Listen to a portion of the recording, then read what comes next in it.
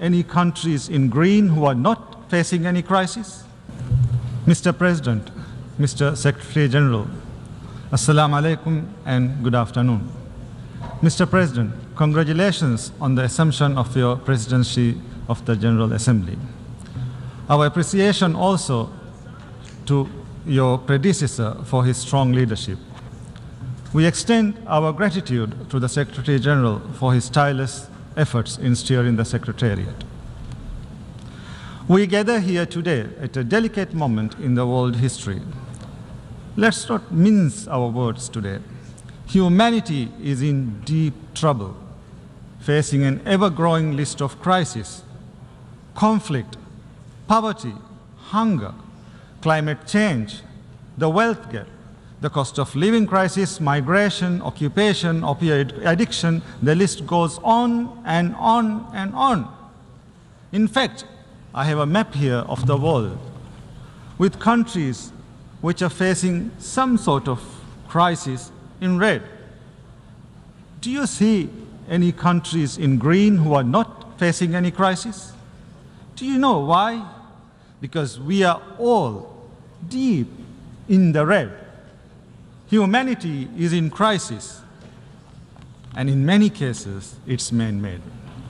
But we look the other way, continuing with business as usual.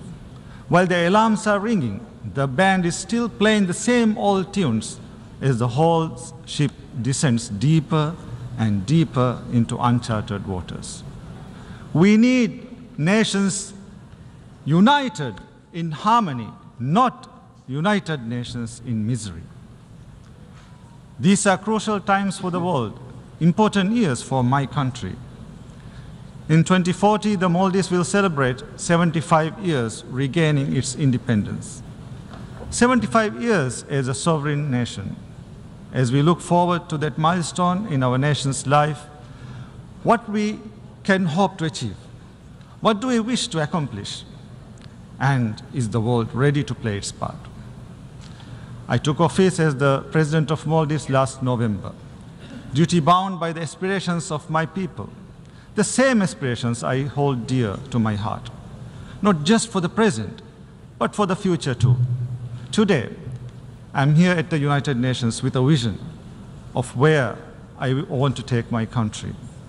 By 2040, I wish to see the Maldives as a full-fledged developed nation, a nation that commands respect, is relevant, and one that embodies resilience, a society that is inclusive and just, a country that exemplifies sustainability and democratic governance. Destiny is not mere fate. It is a consequence of the many choices we make, the many decisions we take, and the many hours we work. Becoming a developed nation may seem like a daunting task and a distant possibility, but I can tell you this, with a goal in sight and a plan in hand, it is achievable, because prevailing and even flourishing against formidable odds is nothing new for the Maldivians. In 1965, when we regained independence, we were among the poorest countries in the world. 1/3 of our population was illiterate. More than 1 out of every 10 babies were dying before their first birthday. We had no industries, barely any exports, and even fewer prospects. And in just 5 decades, we have reached upper middle income status, a feat we are incredibly proud of. I believe the Maldives can become a developed country by investing in the country's productive capacity and increasing its productivity, by transforming our economy into one that is fully digitized and driven by artificial intelligence, and most importantly, by leveraging the natural beauty and marine resources of our country. Boosting productivity will be the key to economic transformation. This we will do by reforming and strengthening our institutions, increasing our state capacity, and leveraging the private sector. We will also identify and implement policies that support investments in key sectors, such as the digital economy. The Maldives has over 1,100 islands spread across 90,000 square kilometers. Enhancing digital connectivity is key to achieving inclusive development, mobilizing economic activity, and fostering a more diversified and resilient economy. We believe the future is intelligence-driven. This is why we are working towards a digital economy that can contribute up to 15% of our GDP by 2030. This can be achieved through investing in our ICT infrastructure. We are using and expanding artificial intelligence systems to deliver essential services such as healthcare, education, and social welfare. We are also delving into cutting-edge applications of 5G technology, using drones for medical supplies, delivery and implementing smart road systems, and using AI-enhanced technology for erosion detection and environmental monitoring. The transformation can be sustainable only if we transform our education and financial systems. We need to invest in digital literacy from a young age to build a generation that can use artificial intelligence to enhance public service delivery, build new products, and successfully compete in the global digital economy. We need to bridge the digital divide within the country, including through improving data collection and utilization. We need to strengthen the regulatory frameworks, strengthening existing institutions, cultivating startup ecosystems, and providing the impetus for the future we envision. Becoming a developed country will also require fostering new industries. This is why we are also working on building a robust financial sector in the Maldives. With this in mind, in May this year, I set up the Development Bank of Maldives with a focus on improving and investing in economic diversification.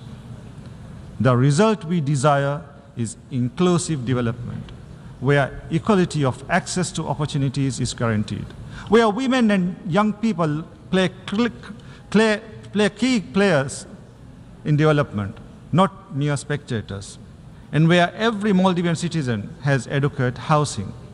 To support objectives, my government has launched $6.5 million loan facility.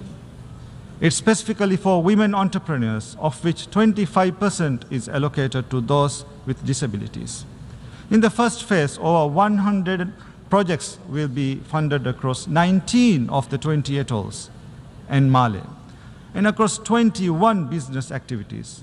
I have also recently launched a Presidential Youth Advisory Board.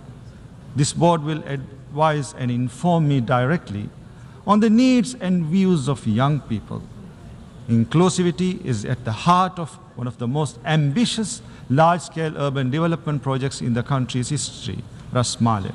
This is my promise to the Maldivian people, a solution to alleviate the long-term housing crisis, an urban oasis where citizens can fully participate in all aspects of city life.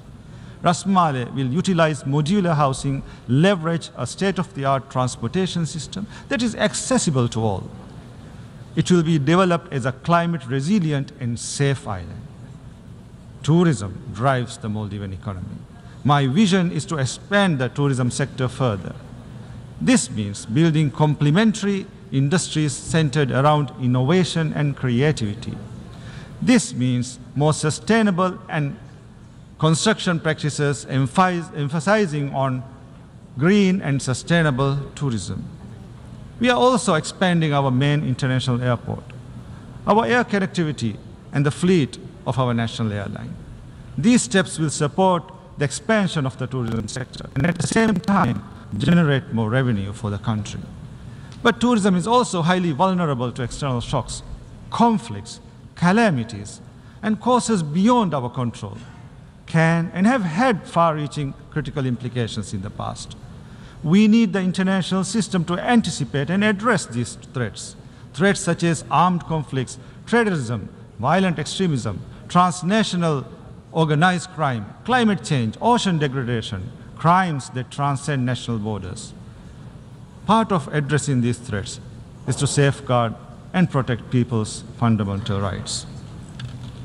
In 2015, the world came together to endorse humanity's fundamental rights. by committing to the Sustainable Development Goals, or SDGs. But 6 years to the SDGs deadline, we are only on track in less than a fifth of those targets.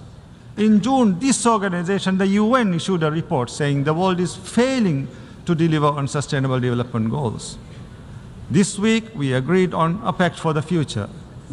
But do we want this document, the pact, to go the same way as this one, the 2015 SDG commitments? I'm sorry, but we can't keep doing this. We can't keep meeting, talking, pledging, but not doing. We don't want these days to come back to haunt us. The days when we had a chance but not a will. We believe the best approach to protecting fundamental rights is to cultivate a culture of respect. This requires support. The Maldives has a good track record of treaty ratification, implementation, and reporting. We champion the right to environment because we are keenly aware of the consequences of environmental degradation. We also believe that violation of a right by any country, large or small, rich or poor, with powerful friends or not, must not be tolerated. This is why the ongoing massacre, the genocide by Israel in Gaza, is a travesty of justice and the international system. The repeated destruction of homes, hospitals, schools, humanitarian infrastructure, the repeated cycles of killing of men, women, children, babies, thousands upon thousands. The world is struggling to process the deaths of so many civilians in Gaza, and now Israel raids Lebanon, claiming hundreds more civilian lives there. Their cries haunt anyone with humanity. Their tears bitter our conscience. Israel's targeting of journalists, the eyes and ears of humanity, the killing of journalists, Palestinian journalists, Lebanese journalists, Al Jazeera journalists, the closure of Al Jazeera officers. How can we interpret this as anything other than brutal attempts to prevent the world from knowing about the crimes taking place? Israel must be held accountable for these acts of terrorism, for these violations of international law and UN resolutions. We must accept a sovereign and independent Palestinian state on the pre-1967 borders, with East Jerusalem as its capital. We welcome the decision to seat our brothers and sisters from Palestine with us here in the General Assembly for the first time, instead of behind us. Now we must ensure that Palestine becomes a full member of the UN. Mr. President,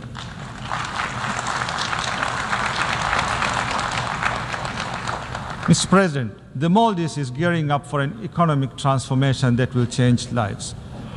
But our policies can deliver the results only with sufficient international financial support. The Maldives has always taken ownership and responsibility for its own development. While we have received extensive support towards our development, we urge the multilateral development funds, banks, and bilateral donors to view us as your partners, not just as recipients of aid, to stop looking at our inherent vulnerabilities as limitations, to adopt tailor-made approaches which are mutually beneficial, to reduce the cost of borrowing, to make the financial system work for us, not penalize us, to make your terms flexible, your financing less rigid, to make your lending targeted, affordable, and responsible. Mr. President, climate change is the most serious threat to our world, the defining challenge of our generation. It's washing away decades of progress in mere minutes. It's diverting already depleted resources of long-term development to emergency relief and reconstruction, preventing countries from adapting to climate impact. And the vicious cycle continues. The Maldives has always walked the talk. We are investing in renewable energy. Our goal is to have 33% of the country's electricity demand from renewable energy sources by 2028. On behalf of the Maldivian people, I implore you, do your part, act now. We must face the climate emergency head on, with science, determination, and resources. The rich and emitting countries need to meet the financial pledges already made, especially on adaptation, where the financing gap continues to widen. As we work towards COP29, we must ensure the new goal on climate finance matches the level of climate action required. This means the new goal must go beyond the $100 billion. It must include as a minimum loss and damage response, mitigation and adaptation as sub-goals. One of the biggest victims of the climate crisis is the ocean. The Maldivian people and their livelihoods are dependent on the health and wealth of the ocean.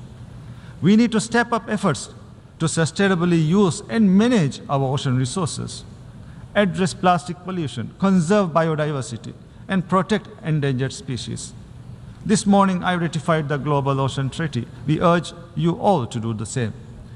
We urge you to do your part to address climate change, overcome pollution, and reverse biodiversity loss. The transformation the Maldives seeks cannot be achieved without an enabling global environment. Small countries like mine need a multilateral system that champions us and delivers for us. The United Nations is the epitome of the multilateral system. It is well positioned to promote sustainable development, to maintain peace and security, to promote and protect human rights, to enforce equality, the rule of law, inclusivity, and representativeness. But what we are witnessing is the opposite. Inability to stop climate change and environmental degradation, inability to stop war and genocide, inability to stop exploitation and suffering, inability to stop unequal representation. Hence, the United Nations needs reform and revitalization. It needs to be representative. The Maldives cannot and will not watch and stand idle while the multilateral system fails, because our development, our advancement, and our survival is tethered to the world. That's why the Maldives is seeking to get elected to the Economic and Social Council for the 2027 to 2029 term. We count on your support. If elected, the Maldives will strive to make the UN development system more relevant to our times, continuously recalibrating and adjusting, utilizing the latest science and evidence, listening to the variety of opinions and views. The United Nations must enforce its decisions across the UN system and at local level. The United Nations is only relevant when it makes a real difference in our lives. Mr. President, 59 years ago, the Maldives reached out to the United Nations as its first port in a sea of uncertainty. We came here to this great hall, seeking recognition, seeking a partner. We came to you as a poor and impoverished country, but with a vision of prosperity, a vision which we made great progress with your support. Today, once again, we come to you aiming higher, to reach further, and to do better, with a vision to make the Maldives a developed nation by 2040. For I believe development is destiny, and our destiny beckons towards a brighter future for the present and future generations.